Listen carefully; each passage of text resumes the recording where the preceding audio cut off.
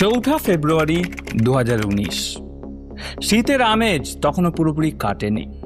মহারাষ্ট্রের জলগাঁও জেলার চাহারি গ্রামের এক সাধারণ মানুষ নিজের কাজে জঙ্গলের দিকে যাচ্ছিলেন এবং ঠিক সেই সময় ঝোপের আড়ালে একটা অদ্ভুত জিনিস দেখে তার পা থমকে গেল। স্যাঁতস্যাঁতে মাটির উপরে পড়ে আছে একটা মানুষের কাটা পা। লোকটা ভয়ে ভয়ে একটু কাছে এগিয়ে গেলেন। ওই কাটা পায়ের ছোট সাইজ দেখে স্পষ্ট বোঝা যাচ্ছিল এটা কোনো 12-13 বছরের বাচ্চার পা। চারিদিকে রক্ত জমে কালচে হয়ে গেছে। ভয়ে কাঁপতে কাঁপতে তিনি গ্রামে ফিরে গেলেন এবং খবর দিলেন বাকি সবাইকে। মুহূর্তের মধ্যে স্পটে এসে হাজির হলো পুলিশ। যদিও মানুষ ভেবেছিল এটা কোনো তান্ত্রিকের কাজ, তবে পুলিশ যখন তদন্ত শুরু করলো তারা নিজেরাও কল্পনা করতে পারেনি যে এই একটা কাটা পা তাদের এমন এক কুৎসিত সত্যের সামনে নিয়ে দাঁড় করাবে যা জানলে পৃথিবীর সব থেকে পবিত্র সম্পর্ক, একজন মা আর তার সন্তানের সম্পর্ক, সেই সম্পর্কের উপর থেকেও আপনার বিশ্বাস উঠে যাবে। নমস্কার, আমি অপূর্ব। আমাদের প্রত্যেকটা মানুষের জীবনেই মা হলো একটা নিরাপদ আশ্রয়। এই পৃথিবীর সমস্ত ভালোবাসা যেখানে এসে সঞ্চয় হয়। পৃথিবীর সব বিপদে মা হচ্ছে আমাদের কাছে একটা অদৃশ্য ঢাল। কিন্তু বিশ্বাস করুন, আজকের এই কেসটা শোনার পর আপনিও ভাবতে বাধ্য হবেন যে লালসা আর লোকলজ্জার ভয় একটা মানুষের বিবেককে ঠিক কতটা অন্ধ করে দিতে পারে। নিজের রক্ত, নিজের সন্তানকে মানুষ কিভাবে বলি দিতে পারে, তাও আবার নিজের গোপন পাপ আড়াল করার জন্য। চলুন আর দেরি না করে শুরু করা যাক আমাদের আজকের case, the case of killer mother. কিন্তু ভিডিওটা শুরু করার আগে আমি যেমন সব সময় বলি, আপনার জন্য একটা ছোট্ট কাজ। আপনি যদি এখনো আমাদের এই চ্যানেলটাকে সাবস্ক্রাইব না করে থাকেন, তাহলে ওই যে লাল রঙের সাবস্ক্রাইব বাটনটা দেখতে পাচ্ছেন, প্লিজ ওটাকে টিপে দিন। আমরা অলরেডি 1,50,000 মানুষের একটা বিরাট বড় পরিবার হয়ে গেছি। এবার আমাদের 2 লাখ হতে আর মাত্র 50,000 সাবস্ক্রাইবার বাকি। তাই প্লিজ যারা যারা আমাদের এই ভিডিওগুলো নিয়মিত দেখেন এবং আমাদের ভিডিও আপনাদের ভালো লাগে, তারা প্লিজ চ্যানেলটাকে সাবস্ক্রাইব করে দেবেন। এই সাবস্ক্রাইবটা আপনার কাছে ফ্রি হলেও আমাদের কাছে কিন্তু বিরাট বড় মোটিভেশন। সাবস্ক্রাইব করে দিয়েছেন তো? চলুন এবার ভিডিও শুরু করা যাক। এই চাহারি গ্রামেরই একটা ছোট্ট পরিবার। পরিবারের সদস্য ছিল মোট 4 জন। ডোগরু পাটিল আর তার স্ত্রী গীতাবাই, তাদের 12 বছরের এক ছেলে মঙ্গেশ আর তার ছোট মেয়ে। ডোগরু পাটিল ছিলেন একজন সাধারণ দিনমজুর। সারাদিন হাড়ভাঙা খাটুনি খেটেই তার সংসার চলত। আর 5টা সাধারণ মধ্যবিত্ত পরিবারের মতোই হাসি কান্নায় দিন কাটছিল তাদের। কিন্তু হঠাৎ করে একটা শনিবার সবকিছু তছনছ করে দিল। তারিখটা ছিল 2 ফেব্রুয়ারি 2019। সেদিন স্কুলে হাফ ডে থাকার কারণে মঙ্গেশ একটু আগেই বাড়ি ফিরে গেছিল এবং বাড়িতে এসে ব্যাগটা রেখেই সে মাকে বলে, মা, আমি একটু জঙ্গলের দিকে যাচ্ছি ফ্রেশ হতে। গীতাবাই তখন ঘরের বিভিন্ন কাজে ব্যস্ত ছিলেন, তাই ছেলের কথায় অত কান দেননি। কিন্তু গীতাবাই তখনও কল্পনাও করতে পারেননি যে এটাই তার ছেলের সাথে তার শেষ কথা। ঘন্টার পর ঘন্টা সময় কেটে গেল, কিন্তু মঙ্গেশ আর ফিরল না। বিকেল গড়িয়ে সন্ধে হলো, তবু ছেলের কোনো দেখা নেই। ডোগরু পাটিল কাজ থেকে ফিরে যখন শুনলেন ছেলে এখনো ফেরেনি, তখন তিনি আর স্থির থাকতে পারলেন না। সারাটা রাত ধরে গ্রামের লোকজন আর আত্মীয় স্বজনদের নিয়ে জঙ্গলে টর্চ নিয়ে খুঁজতে শুরু করলেন মঙ্গেশকে। সেখানকার জঙ্গল, খাল, বিল সবকিছু চষে ফেলার পরেও মঙ্গেশের কোনো খোঁজ পাওয়া গেল না। তারপর পরের দিন মানে 3 ফেব্রুয়ারি একদম নিরুপায় হয়ে ডোগরু পাটিল গেলেন পুলিশ স্টেশনে এবং নিজের ছেলের নামে একটা মিসিং ডায়েরি করলেন। আর এই মিসিং ডায়েরি করার ঠিক পরের দিনই ঘটে সেই ভয়ঙ্কর ঘটনা। জঙ্গল থেকে উদ্ধার হয় একটা কাটা পা। পুলিশ যখন তল্লাশি শুরু করে, তারা একে একে জঙ্গলের বিভিন্ন জায়গা থেকে মঙ্গেশের দেহের বিভিন্ন অংশ উদ্ধার করে। কিন্তু একটা বড় সমস্যা ছিল, দেহের বাকি সব অংশ পেয়ে গেলেও মাথাটা কোথাও পাওয়া গেল না। আর মাথা ছাড়া ওই বডিটা কার, সেটা 100% কনফার্ম করা যাচ্ছিল না। এবার যেহেতু পুলিশ এই বডিটা নিয়ে খুব কনফিউজ ছিল, তাই তারা মঙ্গেশের ব্যাপারটা শুরুতে ভেবেছিল হয়তো কোনো কিডন্যাপ কেস। কিন্তু ডোগরু পাটিলের অবস্থা দেখে সেই থিওরি ধোপে টিকল না। কারণ কাউকে কিডন্যাপ করে মুক্তিপণ তাদের কাছেই চাওয়া হয় যাদের কাছে অগাধ টাকা আছে। ডোগরু পাটিল তো দিন আনা দিন খাওয়া মানুষ, তার ছেলেকে কিডন্যাপ করে কে আর কি পাবে? এরই মধ্যে ওই বডিটার মাথা বা কোনো ক্লু যদি পাওয়া যায়, সেজন্য চাহারি গ্রামের প্রত্যেকটা কুয়ো, ঝোপঝাড় থেকে শুরু করে জঙ্গলের বিভিন্ন অংশে তল্লাশি চালিয়ে যায় পুলিশ। এই তল্লাশির এক পর্যায়ে পুলিশ জঙ্গল থেকে কিছু ছেঁড়া খোড়া রক্তমাখা জামা কাপড় উদ্ধার করে। ডোগরু আর গীতাবাইকে ডাকা হয় সেগুলো শনাক্ত করার জন্য, এবং জামা কাপড়গুলো দেখা মাত্রই গীতাবাই ডুকরে কেঁদে উঠল। ওগুলো তার একমাত্র ছেলে মঙ্গেশেরই জামা। ওই সময়টায় গীতাবাইয়ের অবস্থা ছিল দেখার মতো। ছেলে নিখোঁজ হওয়ার পর থেকে তিনি কেঁদে কেঁদে এমনিতেই অসুস্থ হয়ে পড়েছিলেন, আর এই জামা কাপড়গুলো দেখার পর থেকে তিনি বারবার জ্ঞান হারিয়ে ফেলছিলেন। মায়ের এরকম অবস্থা দেখে পুলিশেরও বুক ফেটে যাচ্ছিল। এই সময় গ্রামে একটা অন্যরকম আতঙ্ক ছড়াতে শুরু করে। কাকতালীয়ভাবে তখন দীর্ঘ 27 বছর পর মৌনী অমাবস্যা বা ঘন অন্ধকার অমাবস্যার তিথি চলছিল। গ্রামবাসী আর পুলিশের মাথায় একটা ভয় ঢুকলো, হয়তো কোনো তান্ত্রিক ব্ল্যাক ম্যাজিক বা কালো জাদু করার জন্য মঙ্গেশকে নরবলি দিয়েছে। সাথে সাথে গ্রামে খবর ছড়িয়ে গেল রক্ত পিপাসু কোনো তান্ত্রিক ঘুরে বেড়াচ্ছে। আর এই আতঙ্কে মানুষ তাদের বাচ্চাদেরকে স্কুলে পাঠানো পর্যন্ত বন্ধ করে দিল। গোটা গ্রাম তখন ঘরের বাইরে পা ফেলতেও ভয় পায়। পুলিশও কিন্তু বিষয়টাকে হালকাভাবে নিল না। প্রায় 50 জন পুলিশ সদস্য নিয়ে একটা বিশাল টিম নামানো হলো। গ্রামের যত ওঝা তান্ত্রিক ছিল সবাইকে ডেকে আনা হলো থানায়, এবং শুরু হলো জিজ্ঞাসাবাদ। তন্ন তন্ন করে খোঁজা হলো সবার আস্তানা, কিন্তু দিনের পর দিন পার হয়ে যাওয়ার পরেও কোনো ক্লু পাওয়া গেল না। পুলিশ তখন একদম বিষ বাউ জলে। খুব নৃশংসভাবে খুনটা যে হয়েছে সেটা একদম পরিষ্কার, কিন্তু কে খুন করেছে বা কে খুন হয়েছে সেটা এখনো জানা বাকি। আর সব থেকে বড় কথা হচ্ছে, কোন অপরাধে এরকম একটা নিষ্পাপ বাচ্চাকে এতটা নিষ্ঠুরভাবে মরতে হলো। মঙ্গেশের খুনি কে হতে পারে বা কেন তাকে নরবলি দেওয়া হলো, এইসব প্রশ্নের উত্তর খুঁজতে খুঁজতে পুলিশের অবস্থা তখন নাজেহাল। তদন্তের চাকা যখন একদম থমকে গেছে, তখন পুলিশ ঠিক করলো এবার একদম অন্যরকম ভাবে এগোতে হবে।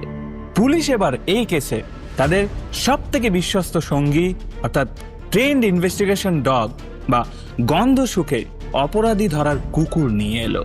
যে জঙ্গল থেকে মঙ্গেশের পায়ের অংশ পাওয়া গিয়েছিল সেখান থেকেই কুকুরটাকে গন্ধ শোকানো শুরু হয়। কিন্তু অবাক করা বিষয় হচ্ছে, কুকুরটা গন্ধ শোকার পর জঙ্গলের গভীরে না গিয়ে সোজা চলে গেল মঙ্গেশের নিজের বাড়ির সামনে। পুলিশ ভাবলো মঙ্গেশ তো এই বাড়িতেই থাকতো, তাই হয়তো ওর পায়ের গন্ধে কুকুরটা বারবার ওর নিজের ঘরের দিকেই ফিরে আসছে। কিন্তু যখন দ্বিতীয়বার ওই একই ঘটনা ঘটল, তখন অভিজ্ঞ পুলিশ অফিসারদের কপালে একটা চিন্তার ভাঁজ দেখা গেল। কারণ এই ধরনের ইনভেস্টিগেশন ডগরা সাধারণত অপরাধীর রুট বা লাশের গতিপথ ফলো করে, বাড়ির লোকেদের গায়ের গন্ধের নয়। যাই হোক, এরপর পুলিশ ডিজিটাল প্রমাণের দিকে নজর দেয়।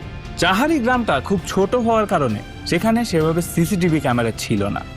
তবে গ্রামের একদম শেষ মাথায় একটা জুয়েলারি দোকান ছিল। পুলিশ সেই দোকানের সিসিটিভি ফুটেজ চেক করতে গিয়ে একটা বেশ অদ্ভুত ব্যাপার দেখতে পায়। পুলিশ সেই ফুটেজে দেখতে পায় 13ই ফেব্রুয়ারি একজন ভিখারি কাঁধে একটা বিশাল ভারী ব্যাগ নিয়ে খুব সন্দেহজনকভাবে রাস্তা দিয়ে হেঁটে যাচ্ছে। এই সময়টা কিন্তু সেই সময় যখন গ্রামের সবাই মঙ্গেশকে খুঁজতে ব্যস্ত, অথচ এই লোকটা নিজের মতো ব্যাগ নিয়ে চলে যাচ্ছে। তো পুলিশের মনে বদ্ধমূল ধারণা হলো মঙ্গেশের যে মাথাটা খুঁজে পাওয়া যাচ্ছে না সেটা হয়তো ওই ব্যাগের ভেতরেই ছিল। তাড়াতাড়ি করে একজন স্কেচ আর্টিস্ট ডেকে সেই ভিখারির একটা ছবি বা স্কেচ তৈরি করা হলো, এবং মুহূর্তের মধ্যে সেই স্কেচ পুরো জলগাঁও ডিস্ট্রিক্টে ছড়িয়ে দেওয়া হলো। এমনকি এই লোকের সন্ধান দিতে পারলে নগদ পুরস্কারের ঘোষণাও করে দেওয়া হলো। কিন্তু দুর্ভাগ্যবশত মাসের অর্ধেক সময় কেটে যাওয়ার পরেও ওই ভিখারির কোনো খোঁজ পাওয়া গেল না। এবং এইভাবে যখন তদন্ত আবার গোলকধাঁধায় আটকে গেল, তখন পুলিশ একটা বিষয় নিয়ে সিরিয়াসলি ভাবতে শুরু করলো। পুরো গ্রাম তন্ন তন্ন করে খোঁজা হয়েছে, কিন্তু মঙ্গেশদের নিজের বাড়িটা সেভাবে চেক করা হয়নি, যেটা খুবই স্বাভাবিক। কারণ শোকার্ত পরিবারের প্রতি সম্মান দেখিয়ে পুলিশ অত গুরুত্ব দিয়ে ওই বাড়িটার তল্লাশি চালায়নি। এদিকে পুলিশ কুকুর কিন্তু বারবার ওই বাড়িটার দিকে ইশারা করছিল, এবং এরই মধ্যে প্রতিবেশীদেরকে জিজ্ঞাসাবাদ করতে গিয়ে পুলিশ সমাধান পাতিল নামের এক যুবকের নাম জানতে পারে। শোনা যায় সমাধান নাকি ওই বাড়িতে যখন তখন যাতায়াত করত। এবার পুলিশের সন্দেহ হলো হয়তো কোনো ক্লু ওই বাড়ির ভেতরেই আছে। তারা মঙ্গেশদের বাড়িটা খুব যত্ন সহকারে তন্ন তন্ন করে খুঁজল। আলমারির তলা থেকে শুরু করে রান্নাঘর, কিচ্ছু বাদ রাখা হলো না। কিন্তু ফলাফল সেই জিরো। বাড়িতে এমন কোনো চিহ্ন পাওয়া গেল না যা দিয়ে বোঝা যায় যে সেখানে কোনো মারামারি বা খুনের ঘটনা ঘটেছে। কিন্তু পুলিশ হাল ছাড়েনি। পুলিশ এবার সমাধান পাটিলকে থানায় তুলে নিয়ে এলো এবং শুরু হলো সমাধানের জিজ্ঞাসাবাদ। কিন্তু সেখানে গিয়েও পুলিশ একটা হোঁচট খায়। জানা যায় সমাধান আর কেউ নয়, ডগরু পাটিল অর্থাৎ মঙ্গেশের বাবার নিজের আপন ভাগ্নে। এবার নিজের মামার বাড়িতে তো একজন ভাগ্নে যখন তখন আসতেই পারে, বিশেষ করে যখন তারা একই গ্রামে থাকে। এতে সন্দেহ করার মতো কিছুই ছিল না। পুলিশ আবার গিয়ে পড়ল সেই অথই জলে। মঙ্গেশ নিখোঁজ হওয়ার পর থেকে যে রহস্য শুরু হয়েছিল তার জট যেন কিছুতেই খুলছে না। সমাধান কি সত্যি কিছু জানে, নাকি এই অন্ধকারের শেষ আরো গভীরে?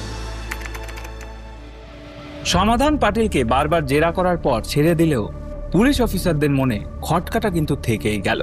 কেন পুলিশ কুকুর বারবার মঙ্গেশের বাড়ির দিকে যাচ্ছে? পুলিশ এবার ঠিক করলো সমাধানকে আটকে না রেখে তার উপর ছায়ার মতো নজর রাখতে হবে। আর এই নজর রাখতে গিয়েই তাদের চোখে পড়ে একটা অদ্ভুত প্যাটার্ন। পুলিশ দেখে সমাধান তার মামার বাড়িতে তখনই যায় যখন তার মামা ডগরু পাটিল কাজের জন্য বাইরে থাকে। এমনকি ডগরুর ছোট মেয়েটাও যখন স্কুলে থাকে তখনই সমাধান ওই বাড়িতে যায়।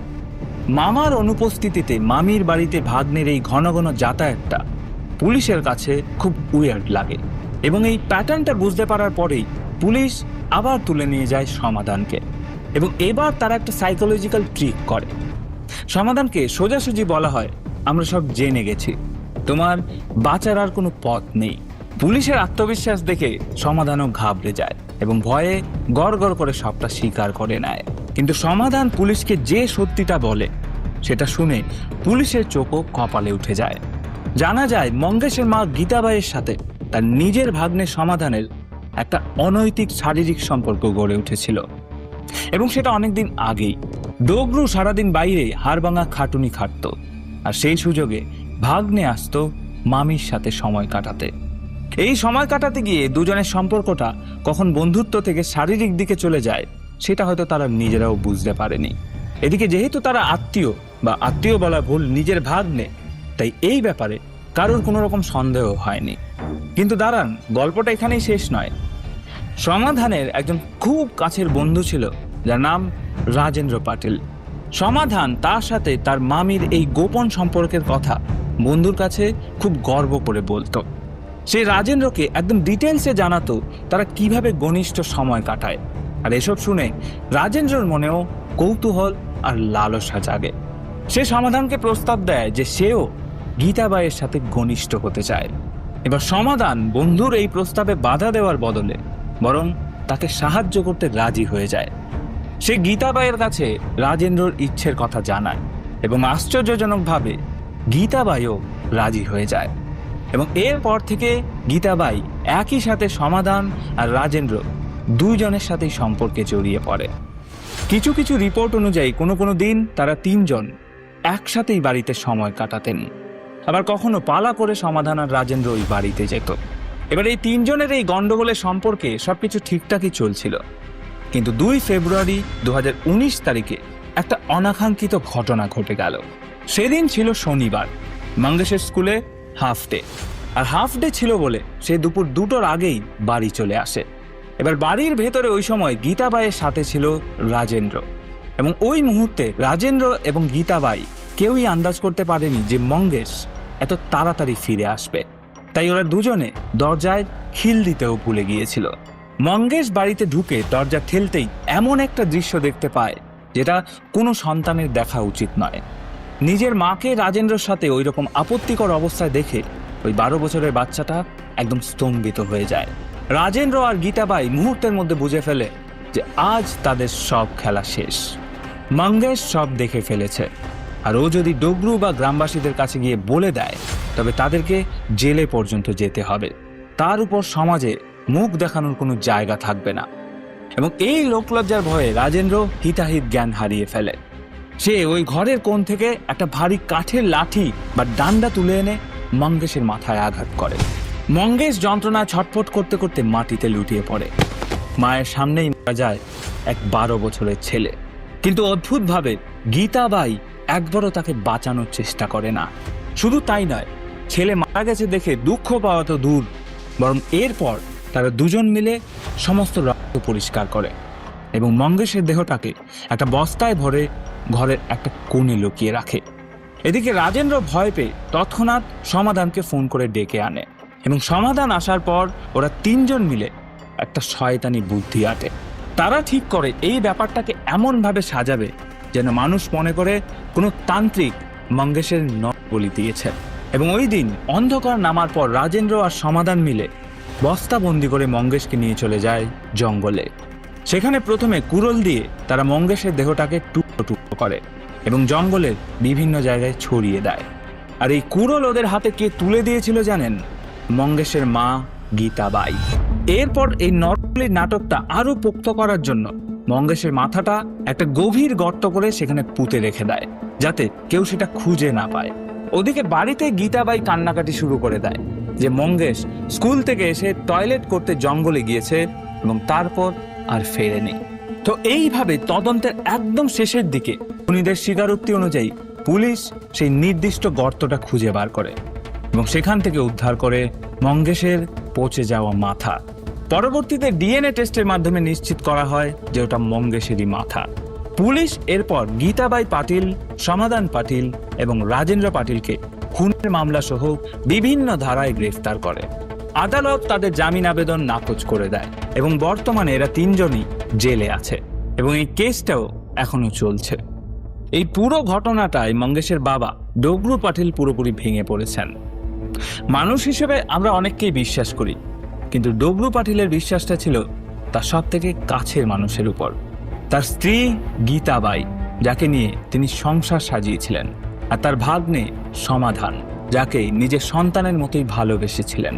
তারাই শেষ পর্যন্ত তার পুরো জগৎটা ধ্বংস করে দিল। চাহারি গ্রামের মানুষ আজও এই নৃশংসতার কথা ভুলতে পারেনি এবং এই ঘটনার কথা মনে পড়লেই তারা শিউরে ওঠেন। তো এই ছিল আমাদের আজকের case, the case of killer mother. ভাবা যায় একজন মা শুধুমাত্র নিজের শারীরিক চাহিদার জন্য তার সন্তানের বলি দিয়ে দিল। সত্যি যদি আমি এই ধরনের ভিডিও না বানাতাম বা এই ধরনের কেস নিয়ে যদি চর্চা না করতাম, তাহলে এটা যদি আমাকে কেউ এসে বলতো, আমি হয়তো কোনোদিন বিশ্বাসই করতাম না যে এটাও কেউ করতে পারে। বাট ওই যে একটা কথা বলে না, truth is always stranger then fiction. তবুও আমার বারবার শুধু একটা কথাই মাথায় আসছে যে একজন মা কিভাবে এরকম হতে পারে, যে মা 10 মাস 10 দিন গর্ভে ধরে একজন সন্তানকে পৃথিবীতে নিয়ে আসেন, সেই মা নিজের পাপ গোপন করার জন্য নিজের সন্তানের রক্তে হাত ভেজাতে পারলেন। যাই হোক, এরকম কেস আমার মনে হয় না আমি আমাদের এই চ্যানেলে আর কভার করেছি। তো এই ভিডিওটা নিয়ে আপনাদের কি মতামত সেটা অবশ্যই কমেন্ট করে জানাবেন। আপনাদের প্রত্যেকটা মতামত আমার কাছে ভীষণ দামি। আর হ্যাঁ, যদি আমাদের এই চ্যানেলটাকে সাবস্ক্রাইব না করে থাকেন তাহলে প্লিজ সাবস্ক্রাইব করে দিন। আমরা 1,50,000 মানুষের বিরাট বড় পরিবার হয়ে গেছি, 2 লাখ হতে আর মাত্র 50,000 বাকি। যাই হোক, ভিডিওটা এখানে শেষ করছি। দেখা হচ্ছে অন্য কোনো ভিডিওতে। ততক্ষণ অবধি ভালো থাকবেন, সুস্থ থাকবেন, সাবধানে থাকবেন।